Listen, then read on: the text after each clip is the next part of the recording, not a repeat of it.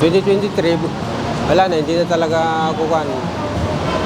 Malabo ng mata ko. Nakabalik ako rito sa Maynila, August 2024 na. Nagpasama ako sa kapitbahay namin, madala lang ako rito.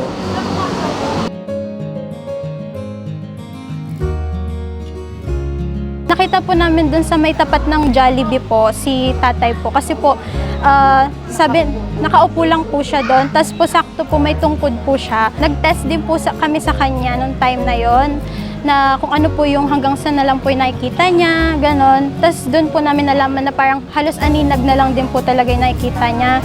Yung case po kasi ni tatay, pwede pa pong remedyohan. Ang kailangan lang po is cataract surgery. So, we decided na hindi na po namin siya gagawing pasyente for 5 months kasi pwedeng ilakad yung case niya. Pwede pa po siyang makakita ng malinaw ulit. Tinry po namin kung ano po yung magagawa namin kasi part of what we do, take care of the people's vision as optometry students. Dahil wala siyang kamag-anak dito, naghihirap siya, nag-iisa siya, kaya tinulungan ko siya. At minsan umiiyak yan eh. Pumapatak ang luha niya, tinatanong ko siya, bakit ka umiiyak?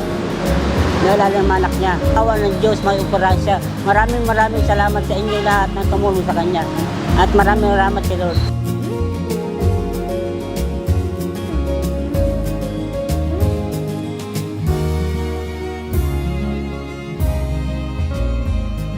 Kala ko, ang tao eh, ganun lang. Meron pa rin kung may taong ginunto ang puso.